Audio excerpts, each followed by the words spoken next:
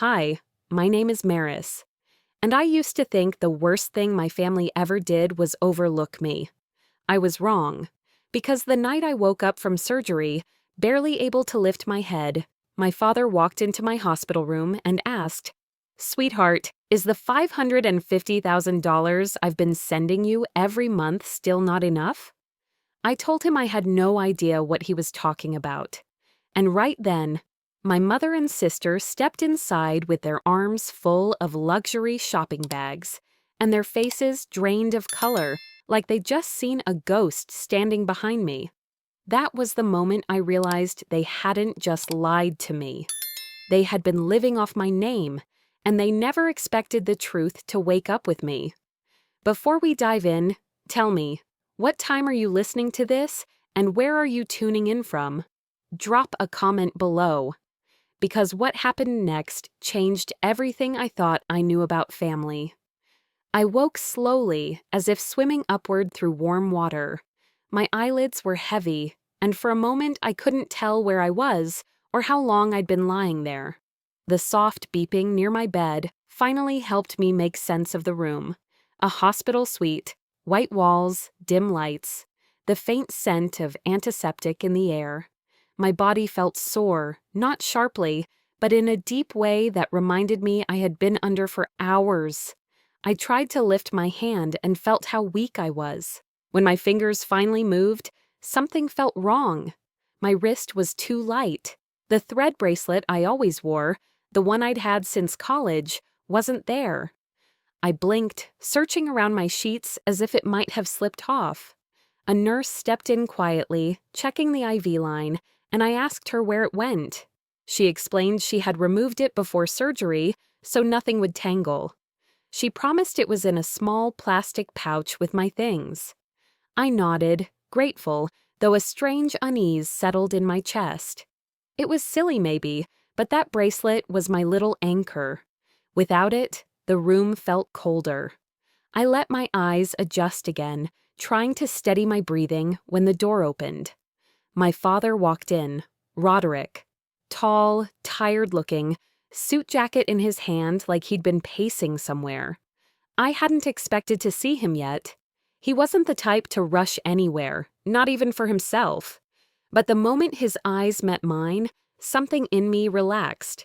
No matter how complicated our family became, I always believed he cared in his quiet way. "You're awake," he said softly, pulling a chair closer. "Thank God." I managed a small smile. My throat hurt too much to say more. He sat, watching me like he was trying to figure out what pain was mine and what was his imagination. After a long moment, he let out a breath like he'd been holding it the entire day. Then everything shifted. "Sweetheart," he said, voice low but puzzled, "is the $550,000 I've been sending you every month still not enough?" The words didn't make sense. I felt my heart skip, not quickly, but in a slow, heavy drop that made the room tilt a little. I stared at him, certain I'd misheard. 550,000? Every month? "Dad, what money?" The whisper barely made it out of my mouth. He frowned, as if I were joking. "Maris, come on. I know you're groggy, but this isn't funny." His tone sharpened at the edges, a mixture of concern and confusion. He leaned closer. "You've been getting the deposits for almost 3 years." A ripple of heat went up my spine. My hands trembled against the blanket. I opened my mouth, closed it, then tried again. "I've never seen anything, not once." His jaw tightened. The air changed. A weight settled over the room, choking and tense. For the first time, I watched him search my face like he wasn't sure what was real anymore. Before he could speak again, the door swung open. My mother and sister walked in, Leora first, always making an entrance, her chin slightly raised like she owned whatever space she stepped into. Althea followed behind her, quieter, clutching her phone. They both carried shopping bags. Not just any bags, but the kind only wealthy women carry after a long afternoon of indulgence. Neiman Marcus, Chanel, Saks. The kind of bags that announce exactly how much someone spent without saying a word. They froze when they heard my father's voice. Both of them went pale, not the kind of pale from fluorescent lights, but the kind that comes from being caught off guard in the middle of a lie. Leora's fingers tightened around the handles of her bags. Althea tried to slide a crumpled receipt deeper into her purse. My father turned toward them slowly. I watched the muscles in his shoulders stiffen. He didn't raise his voice. He didn't need to. His silence hit harder than shouting could have. "What?" he said, each word sharp as glass. "Has been happening with the money meant for Mary's?" Leora recovered first, switching into her usual performance. "Honey, you shouldn't get upset. She just woke up. Let her rest." Her voice was sweet at the surface, but underneath there was a tremor she couldn't hide. Althea didn't say a word. She took one step back, almost behind her mother's shoulder, the way she always did when something went wrong. I lay still, watching everything from the bed. It was surreal, like I wasn't fully in my body yet. I felt exposed, as if the thin hospital gown couldn't protect me from the truth unfolding in front of me. A part of me wanted to speak up, demand answers, ask how long this had been happening behind my back. But surgery had drained my strength, and years of being the youngest had taught me something painful. When the room fills with voices louder than mine, I disappear. My father's voice cut through that silence inside me. "I want to see the financial statements," he said, eyes fixed on Leora. "Now!" No one moved. The room felt suspended. Even the heart monitor seemed quieter.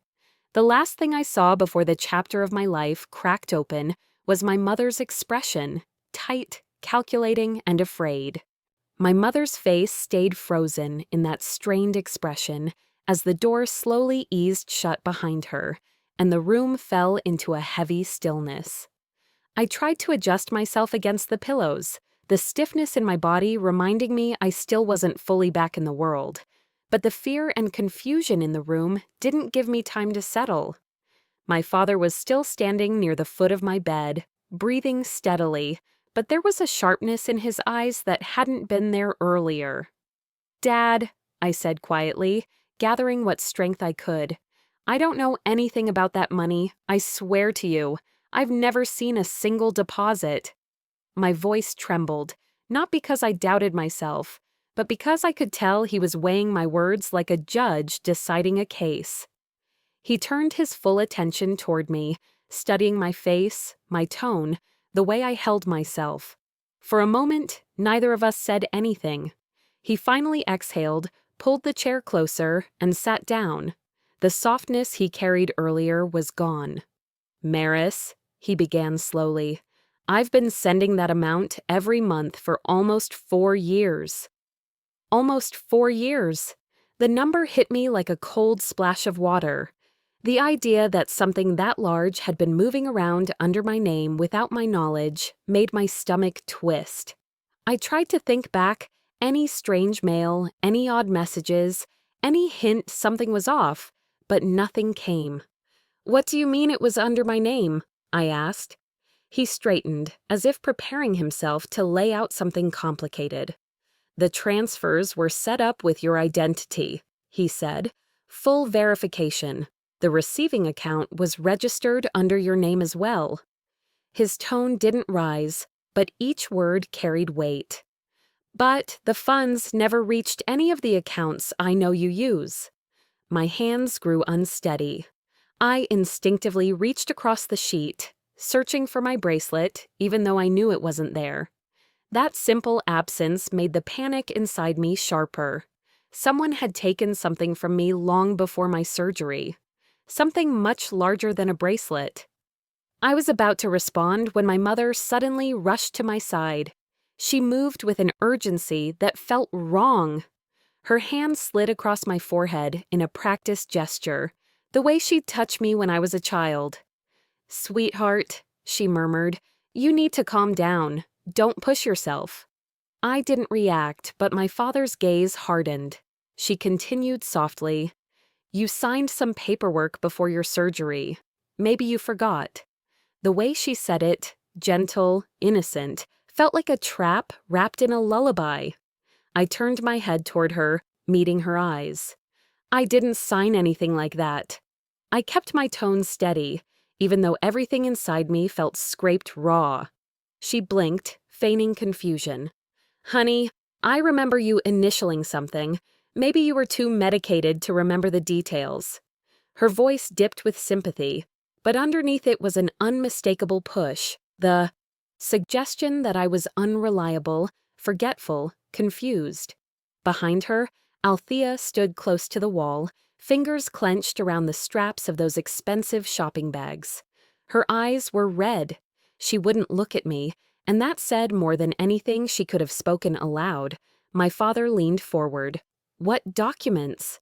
His voice didn't rise, but the firmness in it made the room feel smaller. My mother hesitated, just long enough to be noticeable. I'm not sure," she said, shaking her head slightly as though trying to recall. "Maybe insurance forms, consent forms? It was a long day."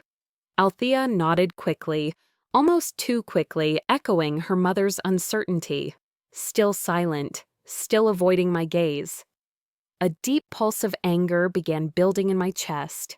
Not loud or explosive, but steady and deliberate. I knew myself. I knew my habits. I had always been protective of my identity and records. I never signed anything important without reading it. I hadn't touched a financial document in ages. For years, my mother had downplayed my memory, twisted my words, blurred my recollection of things. It was a quiet erosion, the kind that you only recognize once a pattern becomes too obvious to ignore. Now, sitting in a hospital bed, with stitches along my side, I could finally see it clearly. My father stood again. "If she signed something, I want to know exactly what it was," he said. His voice was sharper now, directed at my mother in a way I rarely witnessed. She stepped back slightly, pressing her hand to her chest. "Roderick, please, she just had surgery. This isn't good for her. You're stressing her." It was the second time she had tried to shift the attention to my condition, as though my health was the problem, not the missing money, not the lies, not the sudden luxury bags that didn't belong in this story. "I'm fine," I said firmly, surprising myself with the steadiness in my tone. "I want answers too." My mother's expression faltered, just for a heartbeat. Enough for me to see something crack beneath her performance. My father reached into his pocket and pulled out his phone. "I've heard enough," he said quietly, but the quietness carried more force than shouting would have. "We'll look at the records ourselves." He began dialing. My mother froze. A subtle shift crossed her face. Fear, real fear this time, not the controlled kind she used as a tool. As he lifted the phone to his ear, I watched the last trace of color fade from her cheeks, and for the first time in my life, I understood something clearly. She wasn't worried about my health. She was worried about getting caught. The thought settled over me like a cold sheet. She wasn't worried about my health. She was worried about getting caught. That realization sat in my chest as my father stepped farther toward the window, his phone still in hand, the sky outside shifting toward dusk. The fading light cast shadows across the room, making everything feel heavier, as though the walls themselves were listening. My mother stiffened the second he moved away, but she tried to cover it by adjusting the blanket at the edge of my bed. It was unnecessary fussing, the kind people do when they're pretending to care while fighting panic. I kept my eyes on her, and she wouldn't look back. My father began speaking to the bank. I could hear only his side of the conversation at first, short sentences, questions he already knew the answers to. With every pause, my nerves prickled. The longer he talked, the faster my mind raced. My mother paced near the foot of the bed, mumbling something about how all this stress wasn't good for me. Althea stayed by the door, clutching her bags like they were proof of something she wasn't ready to confess. Then my father exhaled sharply and tapped the speaker button. A calm voice came through. "Mr. Calder, I can confirm the transfers. All monthly deposits were processed and completed." A knot formed in my stomach. The voice continued, "However, the receiving account is not associated with the primary banking profile Ms. Maris Calder normally uses." I felt my throat tighten. My father asked, "Explain." "There is a secondary identity profile connected to her social security number. It was registered 2 years ago." It was as if the floor shifted under me. My mouth went dry. "I never opened anything like that," I said. My voice cracked around the edges, not from weakness, but from the weight of how wrong everything felt. I looked toward Althea. She quickly looked down, her fingers fumbling at the zipper of her purse. The guilt was so obvious it pulsed off her. My mother stepped closer again, her voice syrupy, carefully measured. "Sweetheart, maybe you forgot. That was a stressful season for you." The way she delivered that line, soft, rehearsed, made something twist inside me. It wasn't just what she said, it was how confidently she expected me to believe it. "I didn't forget anything," I said quietly. She blinked, placing a hand on her chest, like I'd offended her. "I'm only trying to help." But even as she spoke, something sharp and unwelcome pushed up through my memory, like a thorn breaking the surface. Months ago. A dentist appointment, running late. My mother leaning across the console of her car, handing me a clipboard. "Just sign here. Routine insurance form. They're waiting." She had rushed me, tapping the pen against the paper until I took it. I hadn't looked closely. I trusted her. I'd scribbled my name and hurried inside, never thinking twice. That moment hit me now with a force that made my breath catch. My mother had known exactly what she was doing. I pulled myself a little more upright, ignoring the tug along my stitches. Layers of betrayal rolled over me, money I never touched, an account I never opened, a signature she could have used for anything. My father's voice cut through the fog. "Did you open that account?" He was looking straight at my mother now, not me. She widened her eyes, offended in a way that felt staged. "Roderick, how could you even ask me that? I would never." Her voice wavered just enough to seem genuine, but her hands were too still. Althea chimed in weakly. Maybe the hospital paperwork got mixed up." The coordinated defense was almost insulting.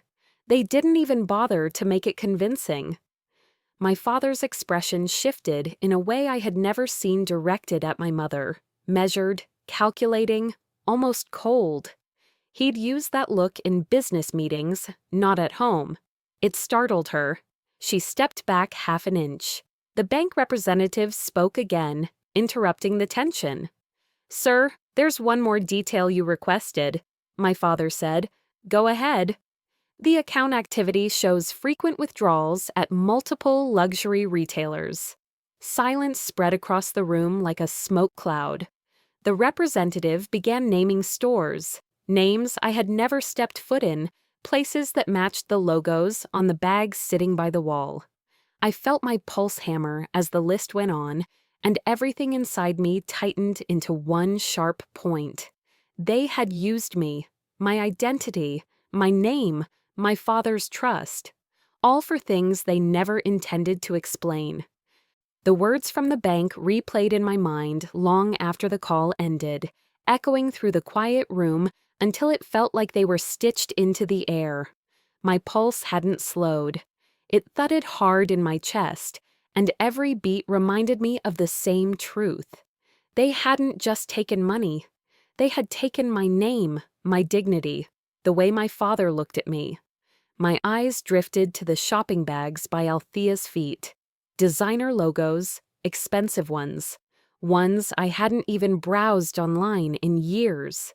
Hearing those stores listed out loud had knocked something loose inside me, and now the pieces were shifting into place faster than I could process them. The room had grown darker as the sun fully slipped behind the hospital buildings.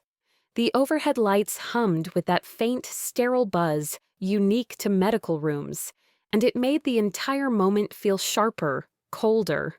My father cleared his throat. "Thank you for confirming," he said to the representative. His voice had that tone he used when he was beyond patience, steady, clipped, and unmovable. Then he asked for something I didn't expect. "I need a complete forensic review. Every detail, every login, signature, mismatch. Everything you can legally give me." My mother's head snapped toward him, though she tried to do it subtly. Her expression didn't match her calm posture. Something flickered across her face.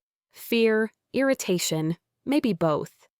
My father stepped into the hallway to continue the request, but he stayed close enough that every word reached me. He wasn't hiding what he was doing anymore, not from anyone. The moment he disappeared behind the doorframe, the energy in the room shifted. My mother's pacing grew quicker. Althea's breathing turned uneven, almost shaky. I watched them carefully, not as their daughter, but as someone finally seeing what had been in front of her the whole time. My mother moved toward my bed again, her voice soft with forced concern. "Honey, all of this is too much. You're barely healed. You shouldn't have to deal with financial nonsense right now." I didn't say anything yet. She took my silence as permission and kept going. "You've been through so much. Stress isn't good for your recovery. Let your father handle it. You just need rest." She reached for my forehead, brushing her hand across it in a way meant to comfort. But it didn't feel comforting. It felt like a strategy. "Mom," I said, gently but firmly, "don't." Her hand froze mid-motion. "Don't what, sweetheart?" "Don't act like I'm too weak to understand what's happening." She blinked at me, and for a moment I saw her composure wobble, just a fracture. Then she pulled herself back together. "You're upset. You don't mean that." I shook my head, not quickly, because my body couldn't handle sudden movements yet, but slowly, deliberately. "I do mean it. I'm sick, not confused, and I didn't spend that money." The room went so still I could hear the faint clicking of machinery in the hallway. Althea's gaze dropped instantly, as if the floor had become the only safe place for her eyes. My mother's expression darkened. She didn't raise her voice. She didn't need to. Her anger didn't come out loud. It tightened her jaw, sharpened her words, and made the air heavier. "You're exhausted," she said, each word chosen with care. "You don't realize how you sound." I met her stare directly. I know exactly how I sound. Before she could respond, my father stepped back inside. His voice didn't carry anger, it carried certainty. That alone was enough to make both my mother and sister stiffen. He looked at each of them, then at me. "The bank is pulling everything, every timestamp, every signature." My mother swallowed hard. It wasn't loud, but the gesture was unmistakable. He asked, "Who used my daughter's identity?" The silence that followed wasn't empty. It swelled with tension and history, and things we had never said aloud. I touched the thread bracelet on the bedside table. Even without wearing it, just feeling its presence grounded me. For years, it had been a reminder that I didn't need to shout to survive tough moments. I just had to stand still and see clearly. And right now, for the first time in a long time, I could see everything. All the moments I had stayed quiet. All the times I let things slide because keeping peace felt easier than opening wounds. All the times they treated me like I was naive or fragile or too gentle to understand. My father's voice cut through the thick silence. "If you know something," he said to my mother, each syllable measured and unmistakably serious, "now is the time to say it." Althea's fingers tightened around her purse strap, almost painfully, like she was afraid something inside it might spill out and betray her before she opened her mouth. Althea's fingers tightened around that purse strap so hard, I wondered if the leather might tear. She stood there frozen, eyes darting between my father and my mother, like a child caught between two storm fronts. I could almost see the panic rising in her throat. She wasn't bracing for the truth, she was bracing for exposure. My father waited, steady and silent. He didn't raise his voice. He didn't need to. His silence had weight, the kind that pressed against every wall in the room. When Althea finally tried to speak, her voice barely made it past her lips. "Dad, I didn't mean—" She cut herself off so fast, the sound of it felt like a snap in the air. She slapped her mouth shut and looked away, as if she could shove the words back down her throat before anyone realized what she'd almost said. I saw it. My father saw it. Even my mother saw it. "What didn't you mean?" my father asked, calm in a way that made her tremble. Althea opened her mouth again, but nothing came out. Her hands shook as she clutched the bag to her chest. My mother shot her a look so sharp it could have sliced through steel. It was a warning, the silent kind parents give their children when they're about to ruin everything. That stare told me everything I needed to know. This wasn't new. This wasn't a slip made in panic. This was a pattern. My chest tightened. I had spent so much of my life giving them grace they never offered me, excusing things I should have questioned, holding out hope for the kind of family we never really were. "Althea," my father said quietly, "what didn't you touch?" She blinked rapidly, as if searching for a lifeline. My mother stepped in before she could answer. "She's tired," she said, her tone almost theatrical. "This whole day has been overwhelming for her, for all of us." She rested a hand over her heart, like she was the one who'd been betrayed. "The stress in this room isn't good for anyone, especially your sister." She gestured toward me, adding a soft, scolding note to her voice. "You see how upset she is. Let's not make things worse." There it was again. The blame. The quiet, polished kind that slides under your skin before you realize it's there. For a moment, that old reflex stirred in me.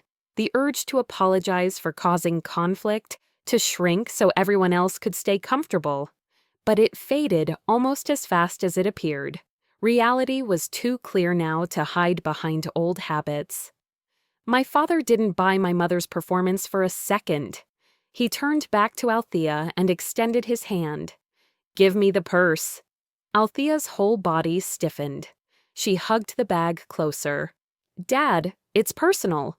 "Then you should have nothing to hide." My mother stepped toward him. "Roderick, this is ridiculous. She's an adult. She doesn't need to hand over her belongings like a criminal." "Then she won't mind," he replied. The room fell silent again. Seconds passed. Then more. Finally, my father reached out and took the purse himself. Althea didn't fight him. She just looked down, shoulders trembling, as if admitting defeat with her silence. He opened it. The first thing he pulled out was a crumpled piece of paper, a long receipt. He unfolded it slowly, scanning every line. No one breathed. When he looked up, something in his expression had changed. Not anger, not yet. Something deeper, a realization that hit him in a place no parent ever wants to go. "This," he said, holding up the slip, "was purchased using an account opened in Maris's name." The date matched one of the transactions the bank flagged. My mother's face drained of color. Althea shut her eyes like she was bracing for impact. Something broke inside me, not because I was surprised, but because I'd known, deep down, that the truth would look exactly like this. For years, I told myself they wouldn't cross certain lines, that even if they hurt me emotionally, they would never betray me in ways that left permanent scars. But they had, and they hadn't flinched while doing it. I shifted upright in the bed, despite every stitch in my abdomen tugging in protest. I wasn't going to lie there flat and helpless anymore. "You used my name," I said quietly. The words weren't loud or dramatic. They didn't need to be. They came out steady, like they'd been waiting years to rise. Althea's tears came immediately, but I could see the truth in the way she cried. It wasn't remorse, it was fear. Fear of getting caught. Fear of losing access to the lifestyle she'd been living by, stealing from me. My mother's reaction was different.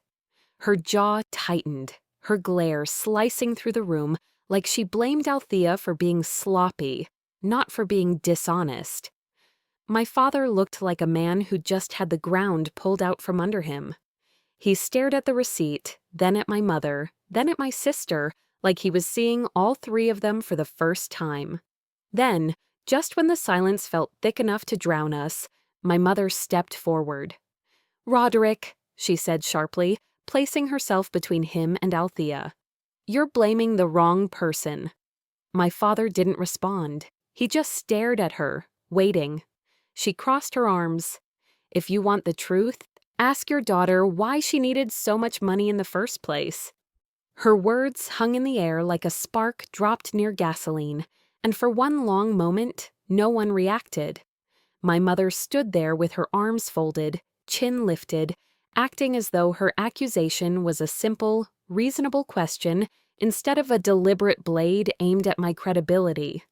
I felt the shock first, then the sting, then a heat rising beneath my skin that I hadn't felt in years.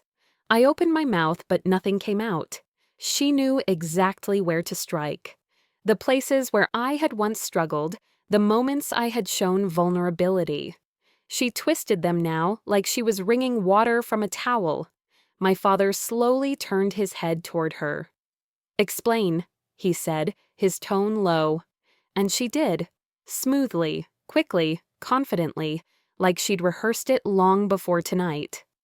"Oh, come on, Roderick," she began, adding a weary sigh, as if she were the only adult in the room.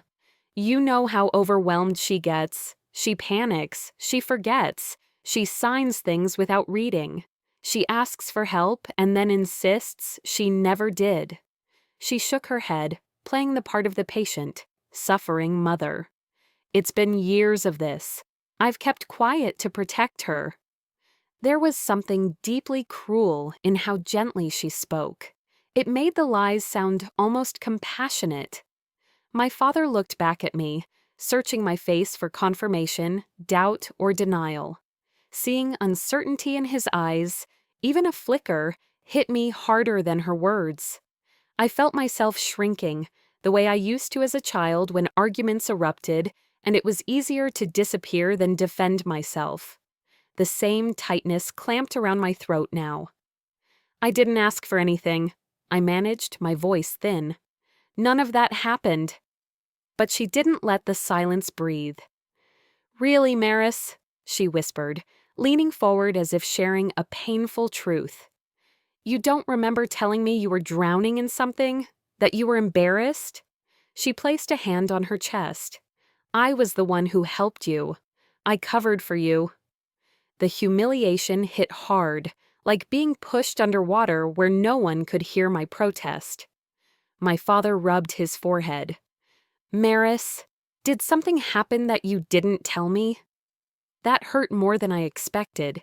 Hearing the doubt, even soft, even brief, felt like a bruise pressed too hard. Before I could gather myself, Althea jumped in. "She never remembers what she signs, Dad," she said shakily. Her voice trembled just enough to seem genuine. "She gets overwhelmed and then she forgets. Mom's right." That did it. My chest tightened, and for a moment, I felt myself falling backward into old patterns. Silence, retreat, surrender. The version of me who avoided conflict, who apologized just to keep the peace, who accepted blame simply because pushing back felt impossible. My hands shook. My breath thinned. I hated feeling that way. I hated that they were doing it again. And I hated that a part of me still responded to it. "Stop lying," I whispered. The words were barely audible, but they were real. They scraped out of me like something long buried. My mother turned, her eyes narrowing, ready to strike back. But the universe, or fate, or simple timing, intervened. My father's phone vibrated. He glanced down, expecting a distraction, but the moment he saw the message preview, his posture changed. He opened the notification, scanned it, then scanned it again, slower. I watched the shift happen. The disbelief, the realization, the cold comprehension settling into his features. He lifted his head and stared straight at my mother. The room held its breath. "The bank sent early results," he said quietly. No one moved. He read from the screen. "Initial forensic footage ties the withdrawals to a woman matching your height and build, Leora. And the signature used was a traced copy of Maris's old ID." My mother froze, her expression slipping for barely a second. But that second was enough. Althea went pale. She looked like she wanted to back up toward the wall, maybe disappear entirely. I didn't speak. I didn't need to. Watching my father absorb the truth was like watching a door unlock inside me. All my life, I had been trying to explain myself to people who never intended to hear me. And now, finally, the truth spoke louder than I ever could. My father lowered his phone slowly. His jaw set. "Leora," he said, each word measured, calm in a way that made the hair on my arms stand up. "We need to talk, alone." My mother's hand fell from her purse, her fingers suddenly unsteady. For the first time that night, I saw something raw flicker in her eyes. Not anger, not manipulation, fear. That flicker in her eyes changed everything. Not anger, not control, fear. It rolled through me like a quiet spark, loosening something that had been locked tight for years. My mother was finally facing something she couldn't talk her way around, and she knew it. She tried to gather herself, smoothing her blouse like she was preparing for company instead of consequences. Her lips curved into a smile that didn't reach her eyes. "Roderick," she murmured, "you're overreacting. We don't need to escalate this." But her voice wavered, only slightly, but enough. My father didn't raise his tone.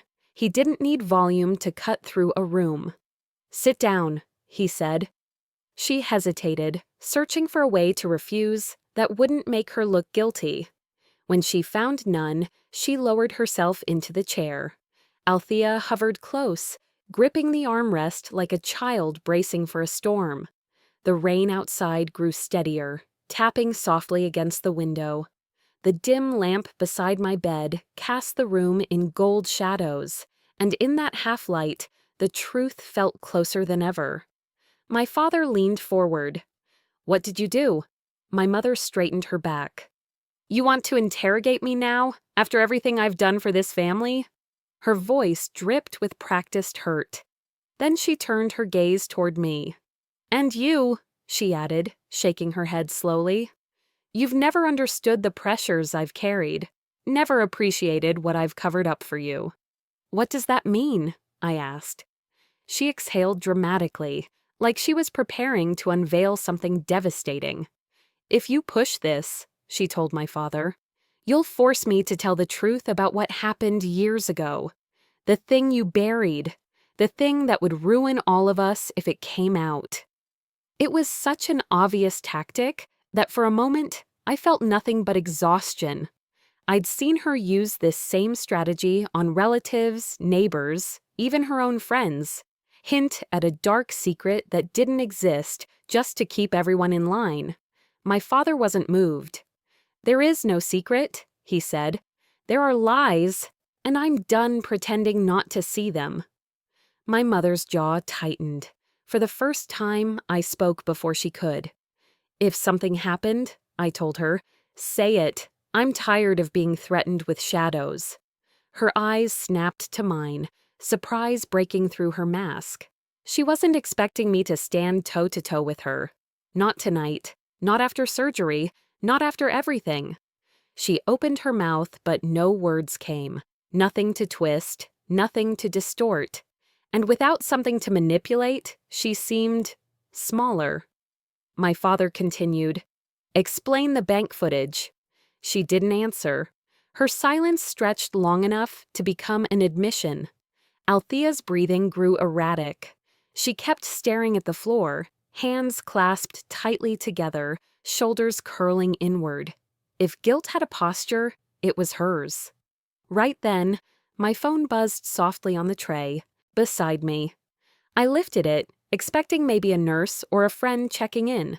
But the notification preview showed the bank investigator's name. My pulse picked up. I opened the message, a single text, a screenshot. The message read, "We traced a second login attempt to an IP registered to Althea Calder." My breath caught.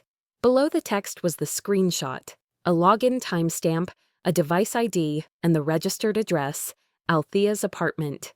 Slowly, I looked up. Her eyes met mine, wide, terrified. She broke before she said a word.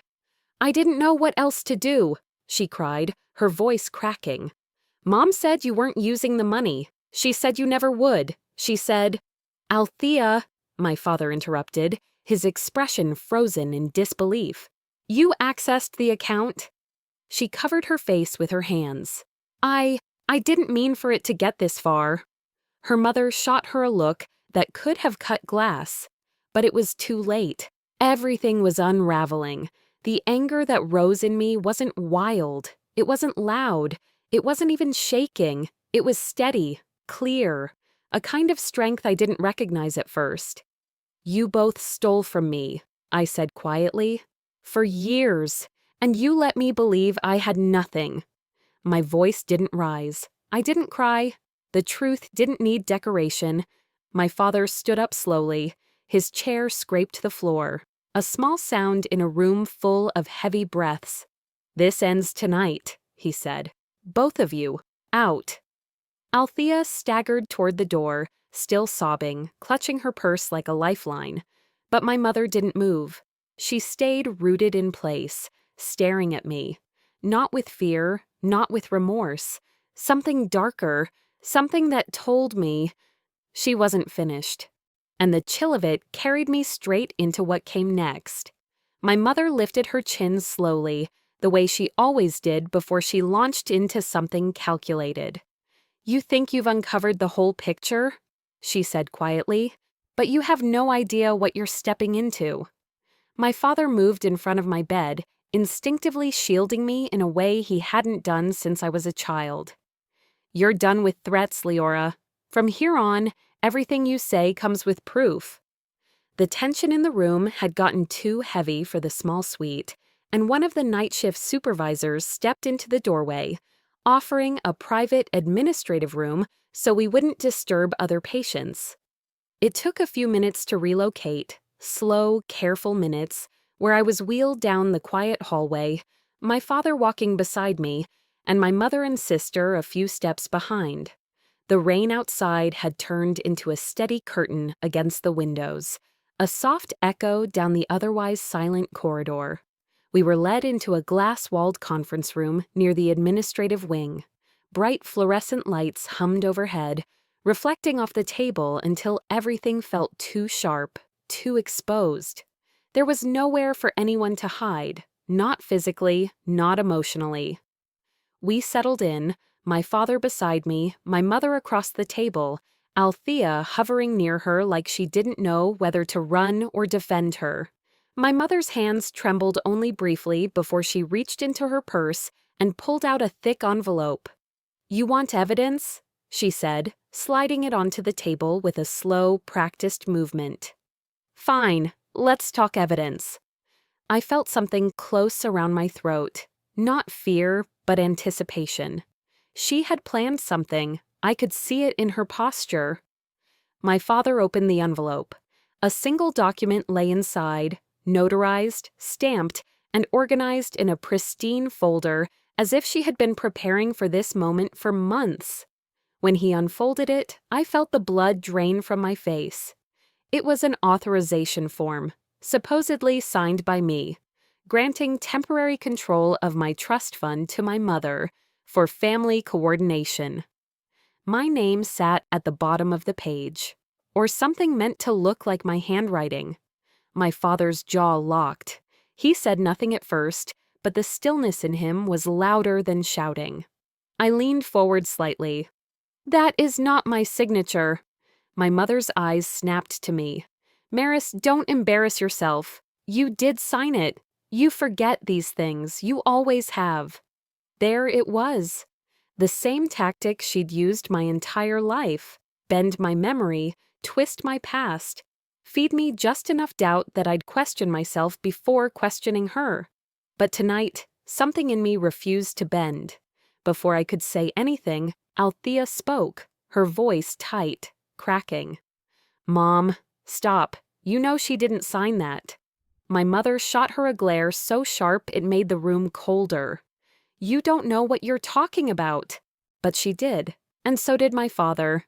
He stood abruptly, pulled out his phone, and typed a quick message. For a moment I thought he was calling security or the bank. Instead, he turned back toward us and said in a calm, steady voice, "6 weeks ago, I ordered a full audit." My mother froze. Completely. Althea's lips parted, but no sound followed. My father continued, "I had a feeling something didn't add up.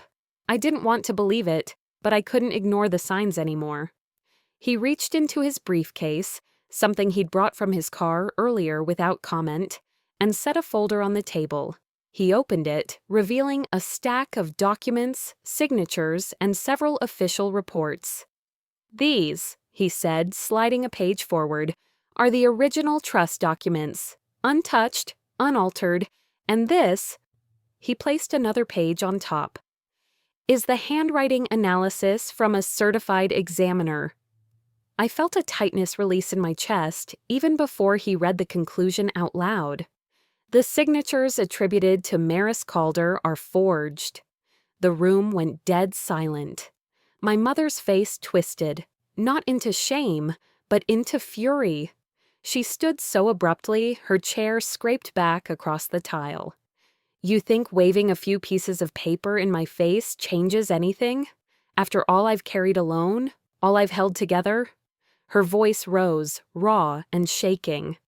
"I deserved that money. I held this family up while you both—" My father cut in, voice like steel. "You stole from your own daughter." She slammed her palm onto the table. "I did what I had to do." "And so will I," he said. Security guards appeared in the doorway, not stepping in yet, but watching. My heart thudded, slow and heavy. I could feel the ache in my stitches as I straightened slightly, forcing myself through the discomfort. I looked directly at her, not as the daughter who had always backed down, but as someone finally ready to call her actions what they were. "You took my name," I said quietly. "My identity, my father's trust, and you wrapped it in excuses until even I couldn't see straight. But you didn't break me tonight. You showed me who you really are." For the first time, something recoiled in her expression. My father exhaled slowly. It wasn't relief. It was heartbreak mixed with anger. "I'm pressing charges," he said. "Both of you will face the consequences, and every account tied to this fraud is frozen effective immediately." Althea burst into tears, reaching toward him. "Dad, please." He stepped back.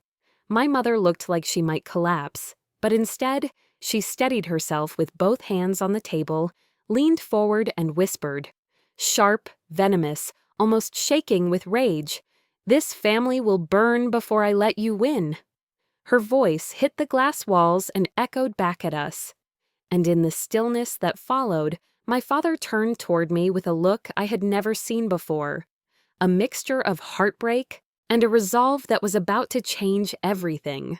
The look on my father's face held steady for a long moment, and I felt the weight of it stir something inside me. He drew a breath, stepped closer, and lowered his voice so only I could hear it. "Before we leave this hospital," he said, "you need to know the truth I should have told you years ago." His tone wasn't the cautious one he usually used around my mother. It was stripped down, honest, carrying regret that seemed older than the walls around us. I nodded, bracing myself.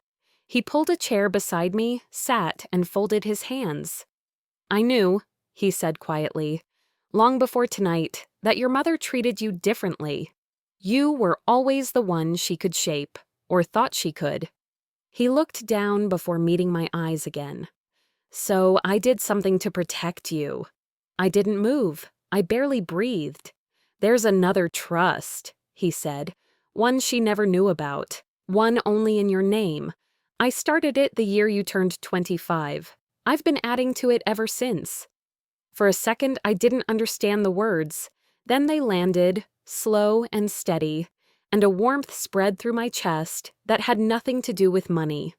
It was the feeling of being thought of, protected, even when I didn't know it. You kept it hidden, I whispered. I had to. If I told her, she would have found a way to take it, and you were still learning to stand up to her. His voice softened. I needed you to be ready. I exhaled shakily, as if my ribs had been wrapped too tight for years and were finally loosening. A knock hit the door. My father stood, instinctively shielding me again, as the hospital administrator stepped inside with a man from security. Both held small tablets in their hands. Mr. Calder, the administrator said carefully, this concerns your daughter's patient file. You asked us earlier to look into unusual access attempts. My father's posture changed. He motioned for them to continue. They set the tablet on the table and pressed play. There it was. Clear, time-stamped footage of my mother near the nurse's station, trying to get into my chart while I was still unconscious in surgery. She spoke with urgency, leaning over the counter, pointing toward my room. Then, when the nurse turned away, she reached for my personal bag sitting on the cart. The administrator's voice was soft. The nurse stopped her, but it was flagged. I heard my father murmur, "Thank you," but I didn't look at him. I watched the screen long after the footage ended. Something cold settled behind my ribs. This hadn't been about just money. She had tried to get into every part of my life she could reach. My sister stepped closer to me, her voice trembling. "Maris, can I talk to you alone?" My father hesitated, then nodded and stepped out with the administrator and security. The door shut softly behind them. Althea's shoulders slumped, and for once, she didn't try to hide it. "I didn't know she did. That," she whispered. "I'm not surprised, but I didn't know." I stayed quiet. "I've lived scared of her my whole life," she said.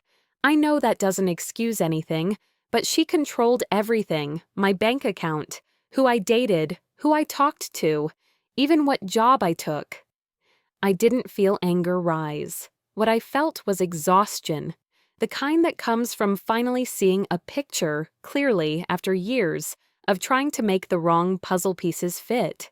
"I wanted out," she added, wiping her face. "I just didn't know how." I nodded once. "I hear you." It wasn't forgiveness, but it was the truth.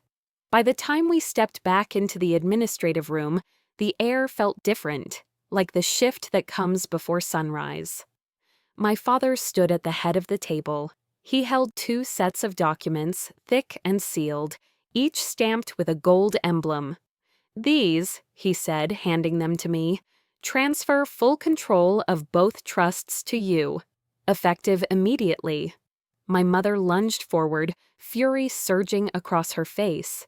"She doesn't deserve any of it. Everything we have is because of me. She's weak. She has always been." Security caught her by the arms before she reached the table.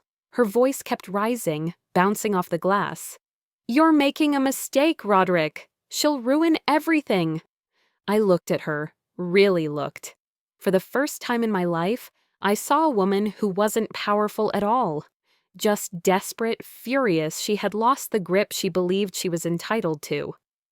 "You don't get to decide that anymore," I said quietly. The room went still. My father turned to me. "Do you want to press charges? For everything?" The forged documents. The stolen identity. The years of siphoned money, the attempt to enter my medical records, the manipulation, the threats. I thought about all of it, and I felt something click inside me that was steadier than anger. "No," I said. "I want distance. I want my own life back." I swallowed hard, feeling the truth settle. Justice will come on its own. He nodded, and I saw tears collect along his lower lashes. He blinked them back. We walked out into the hallway together. Early light was starting to seep through the long row of windows. A quiet brightness, soft and slow. That was when an officer approached. "Mrs. Leora Calder?" My mother froze as the officer extended a white envelope. "This is a court summons regarding charges filed by the financial institution." She barely had time to gasp before security guided her away, her voice echoing down the hall as she called my name. Not lovingly, not pleading, but furious that I was no longer under her thumb. The hallway felt oddly still once she was gone, as if the hospital had taken a long breath after hours of holding one in. I stepped forward slowly, toward the window at the far end. The sky over Houston was breaking into soft gold and pale blue, the kind of dawn that feels like it belongs to someone, starting over. For the first time, I felt my own weight in my body, not the heaviness of burden, but the steadiness of belonging to myself. "I'm done surviving," I whispered. "I'm starting over." The sunlight stretched across the floor, just enough to warm the tiles under my feet. And in that quiet, I understood something simple and life-changing. The hardest part wasn't ending the story. It was deciding what kind of woman I would become next. And for the first time, I felt ready to answer that question without fear.